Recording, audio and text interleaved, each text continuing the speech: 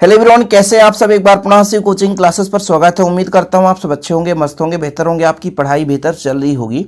इसके पहले बच्चों 1 से 5 तक मैंने पूरा मैराथन ऑब्जेक्टिव क्वेश्चन करा दिया था। अब यहां से शुरू होगा बच्चों चैप्टर 6 से विद्युत चुम्बकीय प्रेरण। बिल्कुल सुपर फास्ट रिविजन रहेगा, यहाँ पे टाइम पास नहीं करने वाले हैं। एकदम बोर्ड एग्जाम के लिए एकदम मुट्ठी बांध कर भैया बैठ जाओ और तैयार कर लेना एक एक प्रश्नों को। चलिए शुरू करते हैं बच्चों। अध्याय 6 विद्युत चुम्बकीय प्रेरण। पहला है आपका चुंबकीय फ्लक्स का एसआई मात्रक वेबर। चुंबकीय फ्लक्स का एसआई मात्रक वेबर। 100 प्रेरकत्व का एसआई मात्रक कितना होगा बच्चों? हेनरी। 100 प्रेरकत्व का एसआई मात्रक कितना होगा? हेनरी।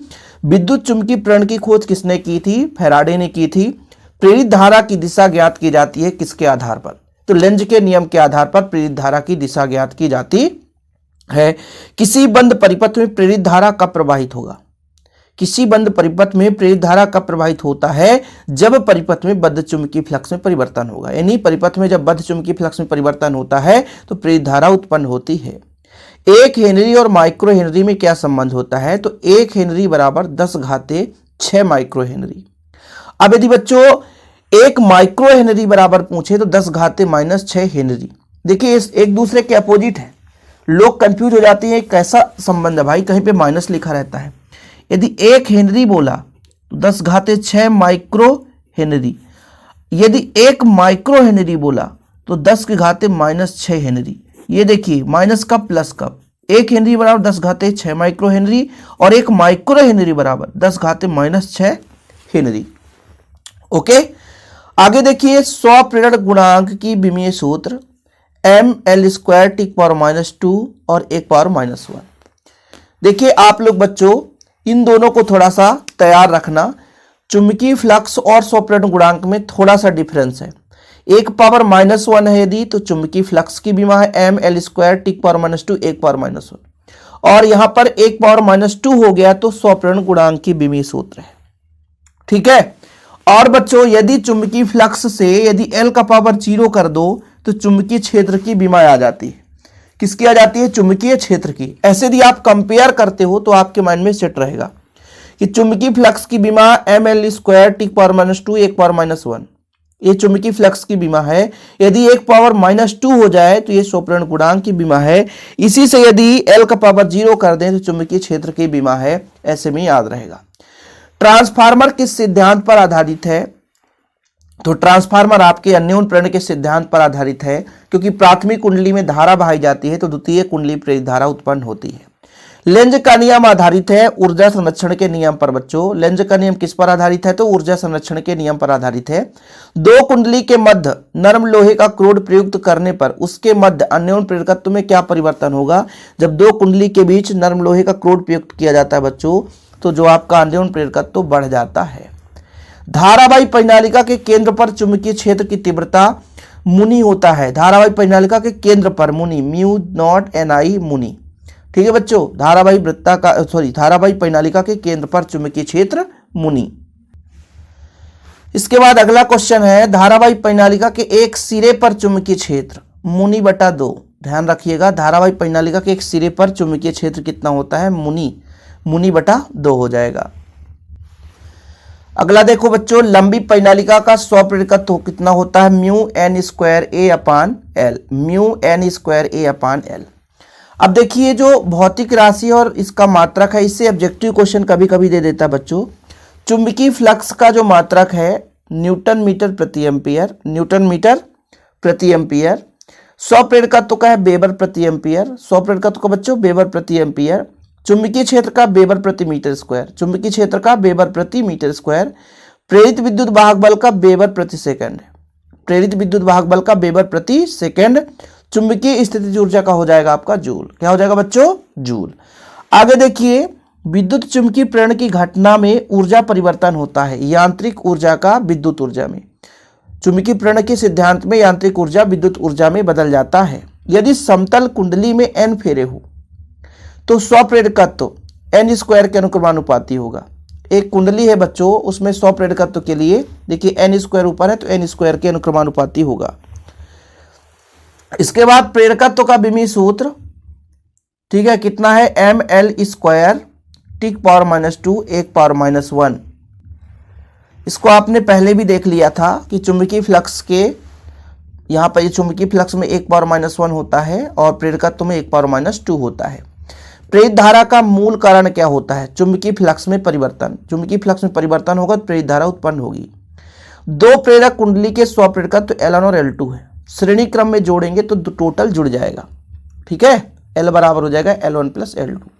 जब किसी विद्युत परिपथ को भंग किया जाता है तो उत्पन्न प्रेरित धारा की दिशा क्या होगी? मुख्य धारा के विपरीत दिशा में इसकी दिशा होगी। अगला चैप्टर देखिए बच्चों, प्रत्यावर्ती धारा जो चैप्टर है उससे अपना स्टार्ट कर रहे हैं। एक पूर्ण चक्र में प्रत्यावर्ती धारा का औसत मान एक पूर्ण चक्र में 0 होता है। प्रत्यावर्ती विद्युत वाहक बल के शिखर मान और वर्ग माध्य मूल मान में संबंध, तो ये VRMS = 0.707 V0 होता है।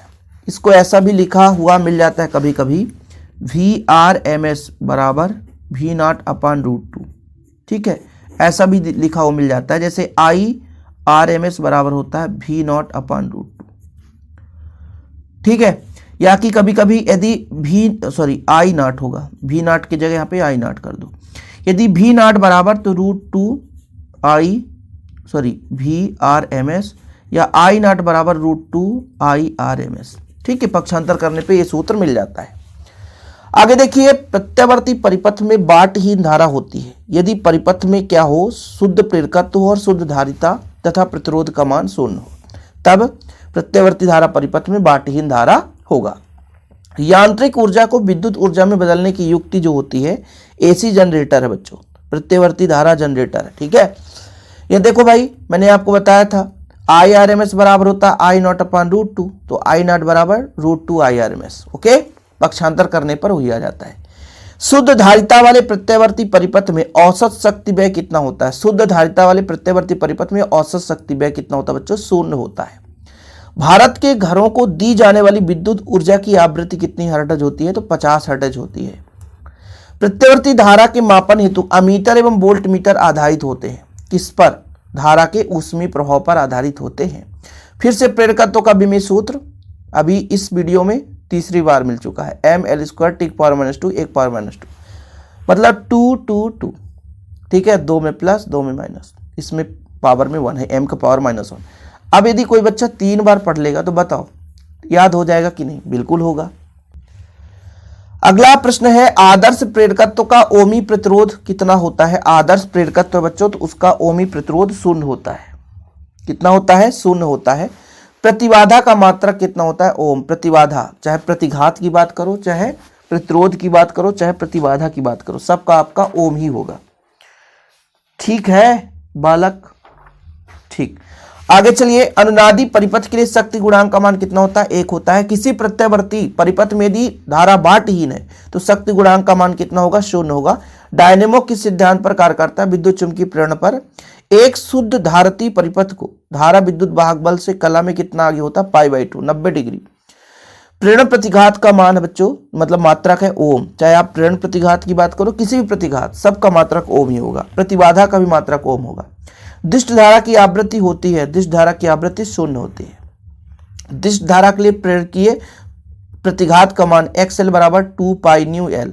ओमेगा L होता है, ओमेगा का मान 2π/μ होता है। ये बच्चों ओमेगा L बराबर भी होता है, ठीक है, परेशान मत होना। दिष्ट धारा के लिए धारती प्रतिघात XC बराबर 1/ωc और ओमेगा का मान 2π/μ रख सकते हो। XC बराबर 1/ωc, ओमेगा का मान 2π/μ रख सकते हो। √LC का मात्रक, ठीक है, सेकेंड हो जाएगा इसका मात्रक। LCR परिपथ में अनुनादी अवस्था में शक्ति गुणांक का मान कितना होता है? 1 होता है। LCR परिपथ में शक्ति गुणांक का मान कितना होता है बच्चों? 1 होता है। इसके बाद 22 ट्रांसफार्मर का क्रोड किसका बना होता है? नर्म लोहे का बना होता है। प्रेरण प्रतिघात XL बराबर ओमेगा L हमने बताया था, 2π/μL कर सकते हैं। R और जब L जुड़ा हो परिपथ में तब प्रतिबाधा कितना होगा? √R² + XL।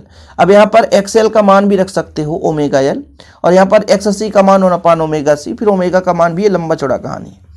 RC परिपथ के लिए बच्चों, LCR परिपथ के लिए कभी कभी ऑब्जेक्टिव में दे दिया जाता है, मतलब सही जोड़ी में, तो इसलिए मैं सोचा क्यों ना भाई इनको लिख दिया जाए ताकि आप लोगों का समय बर्बाद ना हो और आपसे क्लियर भी हो जाए।